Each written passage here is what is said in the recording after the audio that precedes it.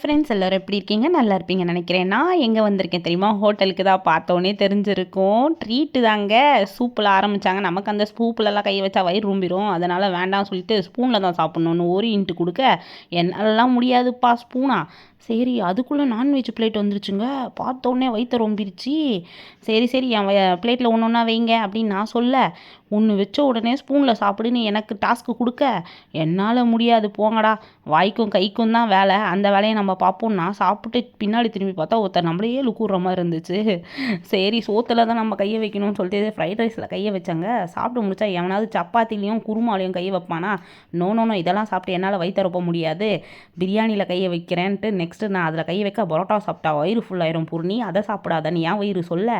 அடுத்து லாலிபாப் முடிச்சுட்டு பிளேட்டை தூக்கி ஓரமாக வச்சுட்டு, அப்போடா மில்க் ஷேக் வந்துருச்சுடா சாமி, முதல்ல இதை உரிவோம் அப்படின்னு சொல்லிட்டு ஸ்ட்ரா எடுக்க, பின்னாடி பேக்ரவுண்டு குரல் என்னன்ட்டு தெரியுமா?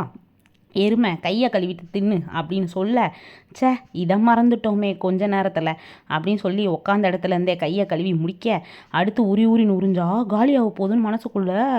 அப்பாடான்னு பக்கத்தில் இருந்த ஜூஸ் எடுத்து டேஸ்ட் பண்ணி பார்த்தா நம்மளதை விட ரொம்ப டேஸ்ட்டாக இருந்துச்சுங்க. நானே கொஞ்ச நேரத்தில் ஷாக் ஆகிட்டேன். சரி கட்ட வேண்டியதை கட்டிட்டு முதல்ல கிளம்புவோம். பின்னாடி திரும்பி பார்த்தா பாத்ரூமில் உட்கார போகிறதுக்கு இவ்வளோ பெரிய சீனானியை